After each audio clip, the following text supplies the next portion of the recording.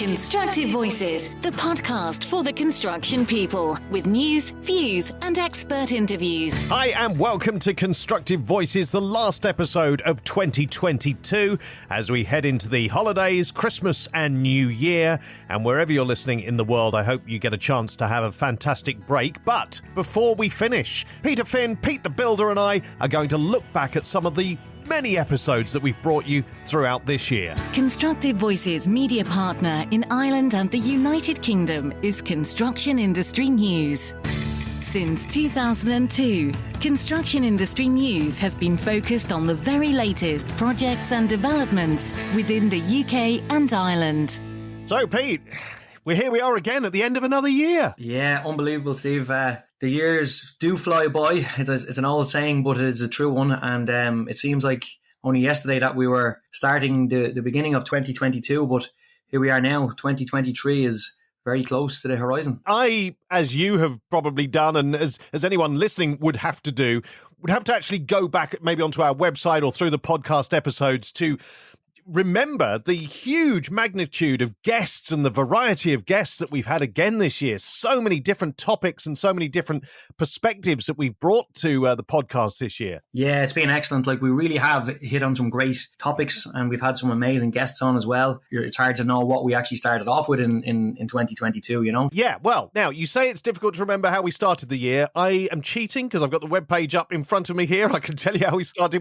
We did a sort of a predictions episode, and then we jumped into an episode which is kind of one of the big topics. Obviously, climate change, sustainability, all of those things have been huge discussion points for many years, but over the last year we've covered them very much on Constructive Voices. We spoke to Gilbert Lennox King about how to measure and offset embodied carbon, and that was kind of our first big episode of 2022.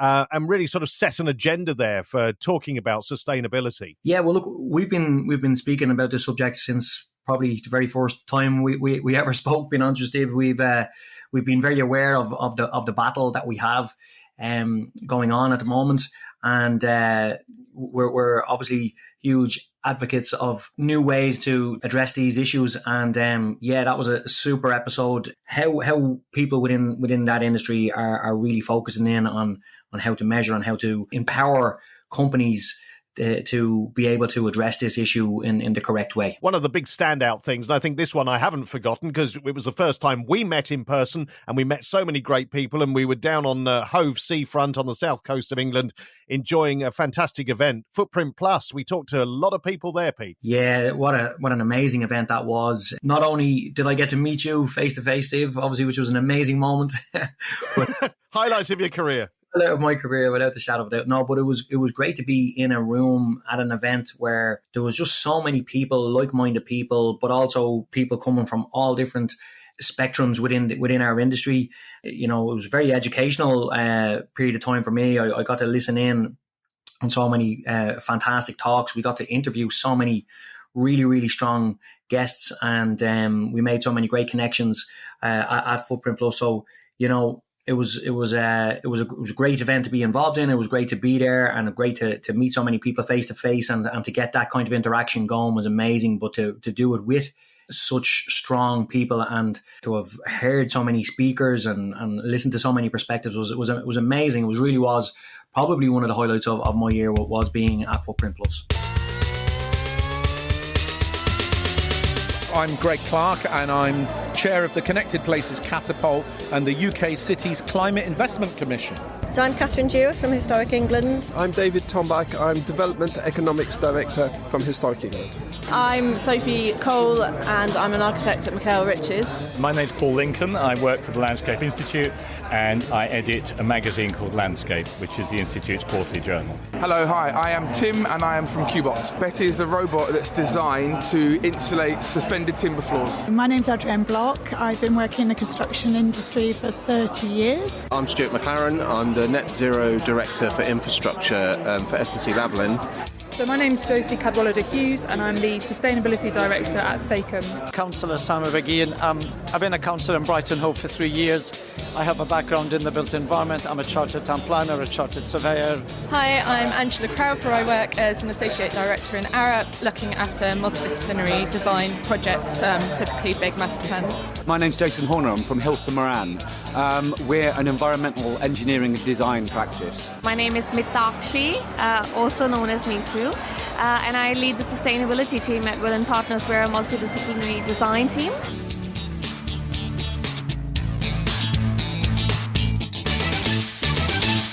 We spoke to so many people at Footprint Plus, but although that was an event in the UK, we are a truly international podcast. We like to jump around the world, find out what's happening in the construction industry right across the globe, including Australia, with Alex Fernandez-Soncini from Procore. It's a lot more of a mature market, to be honest, and we've not had a lot of that mobile technology around when we first cracked in, so you're dealing with a lot of paper-based processes and trying to digitize all of that, where you look at some of the other kind of Asian portions of our market, they've really come into life through the developing world, through, the mobile technology being around to utilize. And so they're already slightly in front of us in terms of what technology they're already using and not waiting for things to become available to them, or trying to change manage out of very old archaic systems, or even paper-based processes. Australia in particular, again, laggards in terms of diversity.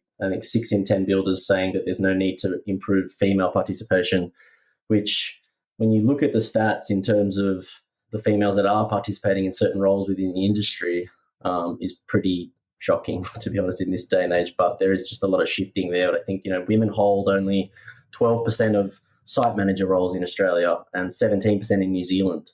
So quite lagging there as well, compared with 28% in the Philippines. There's certainly more females entering the construction market in those, especially those site-based roles, in other nations across APAC.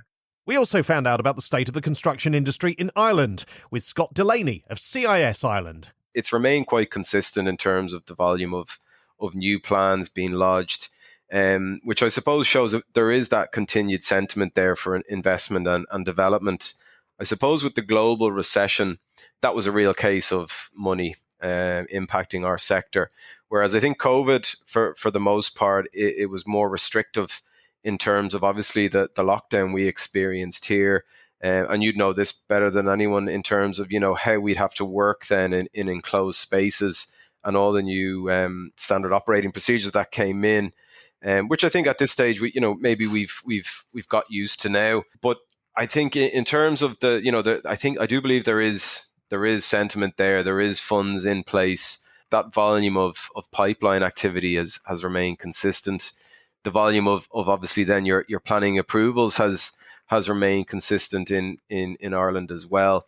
But we've also seen some backlogs when it comes to the likes of appeals, which look, I suppose would be the same in any country if someone's not kind of happy with a planning decision close near them or it'll impact their life, they can appeal. But we've obviously seen a backlog in terms of some of these decisions getting made. So planning has impacted maybe progression and activity in terms of the sector here. But look, hopefully in the coming 12 months, planning will get back on track. Decisions will be made in a timely manner so that, projects can be pushed on and moved on site.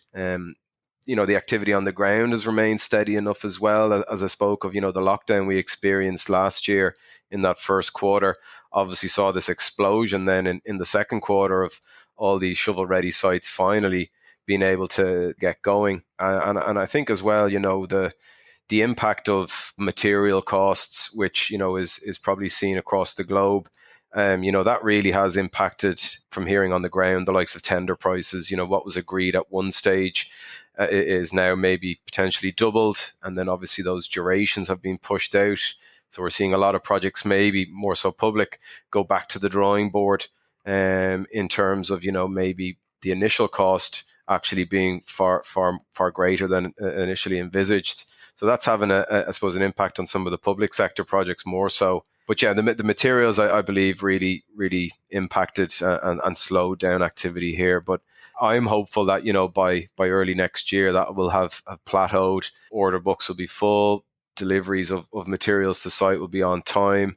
And they'll obviously be of a decent price for the contractor and obviously the developer, so that sites can push on. Meanwhile, in the US, we spoke to Stack Construction Technologies product marketing manager, Aaron Henderson. It's a super exciting time to be in construction, right? There's so many things that are happening. I think we really have some young leaders who are coming up in the industry who are really pushing the evolution of technology, what we do, who are really starting to understand the impact that it can have. We're seeing so many great things from artificial intelligence and what that can do, and how we can start to design and see buildings in 3D, way ahead of, actual construction. So I think we'll start to see more and more visualization. I think we'll start to see a lot of, robotics are coming on really big. I know you guys did a great episode on robotics here not too long ago. We're starting to see some of that, and not necessarily in just replacing jobs or anything like that, but helping to supplement. Also some of those more difficult jobs or where safety becomes an issue, I think we'll start to see robotics play a big part there. And then I think, prefabrication and sustainability, we've talked a lot about it, and it's obviously a big topic within the industry, but I think we're going to see a lot more prefabrication coming up. And I think we'll see a lot more offsite construction. And I think all the benefits that come along with that, both from an economic standpoint and from a sustainability standpoint, if we can kind of eliminate some of that waste, if we can start to build things faster offsite, if we can get materials where they need to be faster, I think that's all going to play a big factor in what we do as an industry for sure. One of the other themes we often return to, Pete, is the challenge of attracting talent into the industry, particularly diverse talent. And for International Women's Day, we did a special episode 25, with award-winning author Farah Naz. Now, she spoke to Henry McDonald about various different aspects of women in the construction industry and touched on how we get women, and in fact, way before they're women, when they're very young girls, to start thinking perhaps about the construction industry as a career. I think it starts from home, and it starts from very early age. High school is too late. We really, as an industry, should start going to primary and middle schools to actually having those conversations with the young children. I also think that our school system, our teachers also need support in having those conversations with their students. I strongly feel that as an industry where we are working as architects, engineers, urban planners, we also have a role to play to support our teachers and our schools to go and spend that time and really speak to them about the leadership that they can play, especially we are in the middle of a climate emergency, and all these professions have a very important role to play. So it's very important from an early stage in a children's education to start showing them the different sides and how impactful these professions are in making a positive change. After high school and during pre-university, university level, I think mentorship and internships plays a very important role. Opening up those opportunities in our own companies makes a huge impact, a societal impact, and actually creating that environment of taking young adults and youth to show project sites and the influence we can make as human beings to our society and our culture. I think that's extremely, extremely important. So the sowing of the seed starts in a very early stage. And I think it's responsibility of us as parents, us as construction experts working in the industry to actually support our school systems, our teachers, and opening up those internship opportunities for the young adults.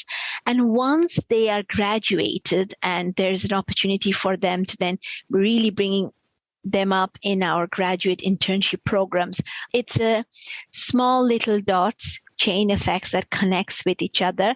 And I think when all of us makes that conscious, active effort to undertake these different points that I just mentioned, I think it will really, truly make an impact. So great to hear Farah's perspective on that and so many other things. Episode 25 is our International Women's Day special. Pete, we spoke a lot this year about different aspects of people. Yeah, without the shadow of a doubt. Look, I'm a people person. I love, meeting new people. I love hearing lots of different perspectives. I love meeting people from all different aspects of our industry, but also from different parts of the world and listening to the different cultural differences and listening to the different approaches that people take all across the planet to getting solutions and to solving the problems that we have within our industry in particular. We've often spoke about this and it is something that we hugely support is, more women in construction and highlighting some of the ladies within construction that are doing such amazing work was a brilliant episode that we had as well. It was great to listen to the ladies that we had on that and like the work that they're doing and the high level of expertise they have and all the different aspects that they themselves are bringing to their own work environment, but also then how that spreads out between all the different aspects of construction. So that was a really positive one. And, without the shadow of a doubt, like we need more women within construction and we need more women pushing and driving on solutions to the challenges that we have. So that was fantastic. And we can't talk about people without talking about mental health. They go hand in hand, and it's a big topic, not just in the construction industry, but generally in society.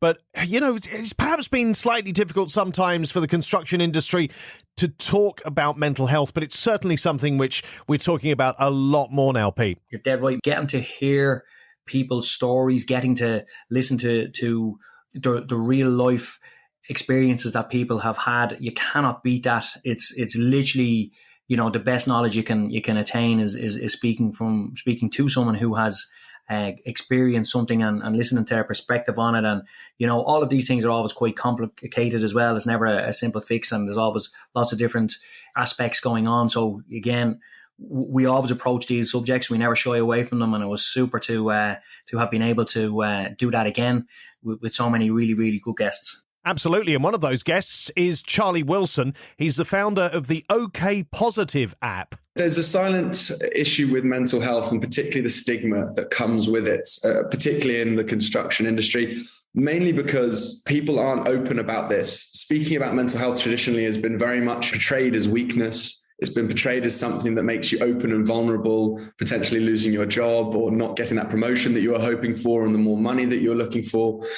So I think there's an underlying problem where people don't feel safe to open up, don't feel comfortable or know how to open up.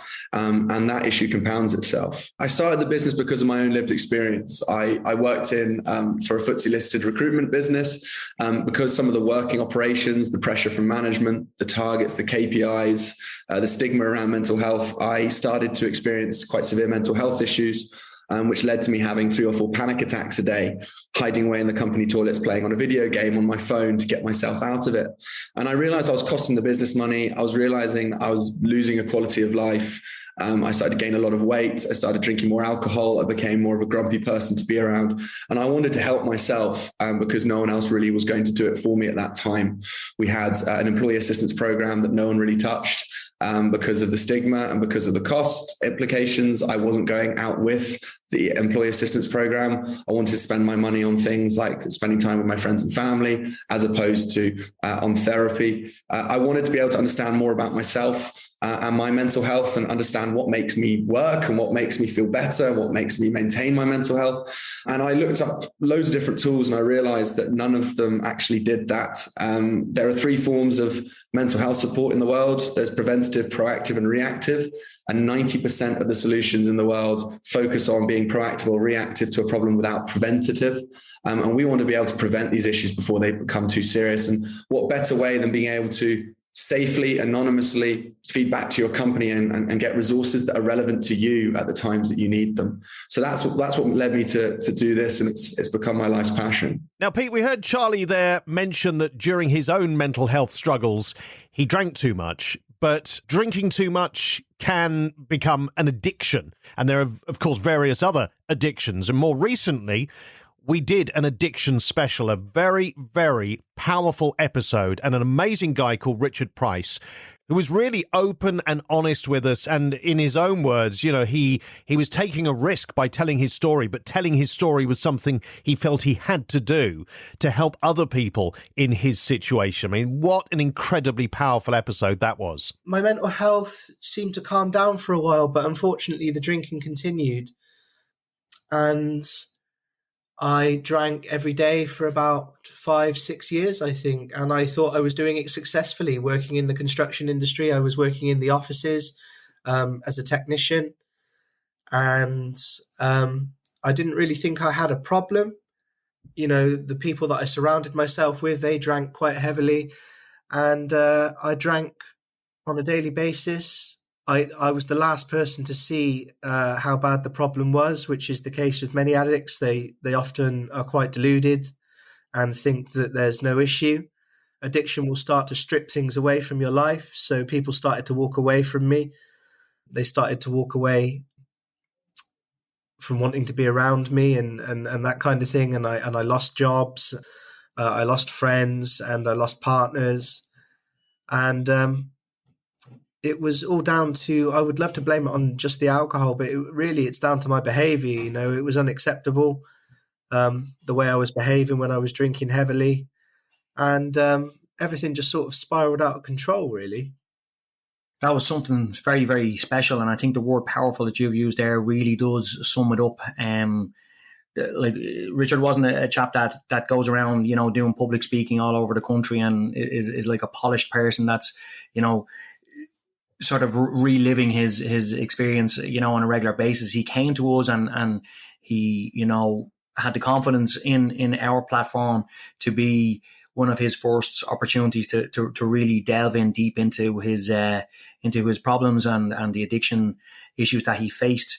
Again, listening to those real life experiences and the problems and the resolutions and the hope and the human part of that story was just so powerful. Again, it was an honor and a privilege to be able to have, you know, that kind of honesty and that depth of real just genuinity that came out that day was exceptional. What a powerful episode that really was. And again, you know, we will approach those subjects. We never shy away from those kind of situations, and we definitely will be bringing something similar to our listeners again in 2023. Yeah, and 2023 is going to be an interesting one for us because we're sort of moving up a gear, aren't we? With obviously still the podcast episodes every month. But also we have lots of events, lots of roundtable discussions, lots of experts on key topics throughout the year. It's going to be perhaps a more structured year for us here at Constructive Voices and where we, as I say, move the conversation on. We always say the conversation's building, you know, and it certainly is for 2023. Some exciting stuff ahead, Pete. Yeah, absolutely. It's great to have that bit of structure and that focus going forward. Again, you know, big thanks to Jackie in the background that does so much work for us, you know, and yourself, Steve, as well. So we've got a very strong team, and we obviously have Henry as well that works with us, and lots of other people that we bring in. We don't rest on our laurels. We always try and improve, and that's what we're going to do this year. We're going to bring some great structure.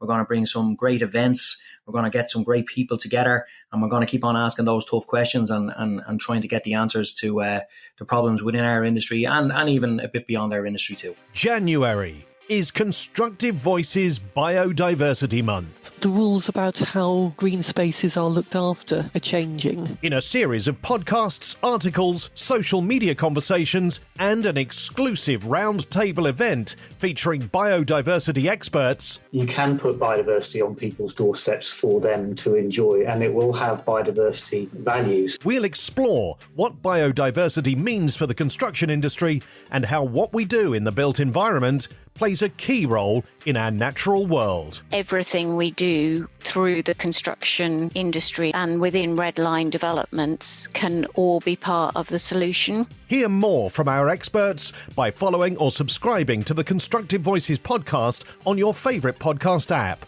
connecting with us on social media, and visiting constructive-voices.com. We at some point all have a responsibility and a benefit from biodiversity. Biodiversity Month.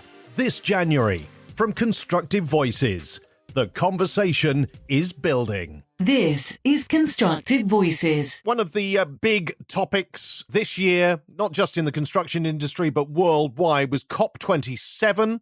Obviously, building on COP26 that happened in the UK. This time, the world's leaders and the big names in finance and from every industry pretty much were focused on Egypt. And we did an episode getting the reaction of people in the construction industry about what they thought. I suppose there was a lot of expectation that we were going to have some changes within our industry out of COP27. Maybe not as many changes as we expected came to fruition, but certainly there's been a lead into potential changes that we're all going to have to make in the near future. So again, we got some great insight into what the top people in our industry feel about that. So that was great. Matthew Black from the World Green Building Council was one of the key people on that COP27 episode, programme coordinator for the World Green Building Council's Global Advancing Net Zero programme. I think it's very clear that it's been a bit of a mixed result. There are obviously some clear disappointment, and that shouldn't be dismissed. And it just shows that we need to keep the pressure up for ever increasing action on climate. But that's not to say that there aren't some positives to take away. I think the main headline is the agreement to develop a global fund for loss and damage, providing financial assistance to poorer nations who are usually the most affected by the climate crisis at this current time. And just for a bit of context, loss and damage refers to those severe impacts of extreme weather on physical and social infrastructure in these countries. And really, it's related to the financial assistance that's needed to combat this moving forwards. Now, we don't really know, probably until COP28 next year, on the details of how this fund will work, what the level of funding it will receive, etc. So there's still work to be done, but the fact that this now exists at least recognizes the necessity of such a fund moving forward. Post the negotiations that concluded over the weekend, we're hearing a lot of concern around the action on reducing emissions, on tackling carbon emissions, and therefore the goal of limiting heating to 1.5 degrees. As we look towards COP28 and the global stocktake that will happen next year, we want to see mitigation and adaptation of potential new buildings to be much more strongly considered. But in terms of what we saw at COP27, I think we can be much clearer and positive in terms of our assessment related to the built environment. Constructive Voices, the podcast for the construction people. Conservation of heritage buildings is another recurring theme on Constructive Voices, and in our most recent episode, apart from this one, we talked about one of the world's most iconic buildings, the Palace of Westminster, the UK's Houses of Parliament, and an incredible, eye-watering amount of disrepair with just some horrendous conditions that politicians have to work in. And Ian Paisley Jr. MP told us just how horrific it is. If we are not careful, the United Kingdom is going to have its Notre Dame moment. That Parliament is going to burn to the ground. You have to have a crew of 4 men walk that building constantly, 24 hours a day, 7 days a week, 365 days a year, and they spot fires, fire hazards, and put them out. And we're working in that building. The actual sewage system is so ancient, so it's constantly breaking down. So from time to time, there are elaborate smells in the Palace of Westminster, which do not emanate from the Thames, which everyone thought they did, but actually emanate at times from what's happening in the basement of that building. There's also a number of ventilated shafts in the building, which instead of being allowed to remain as cool, air-drying shafts, have been filled with wires and cabling and satellite material. And they've been put down shafts that are now got potential asbestos issues within them.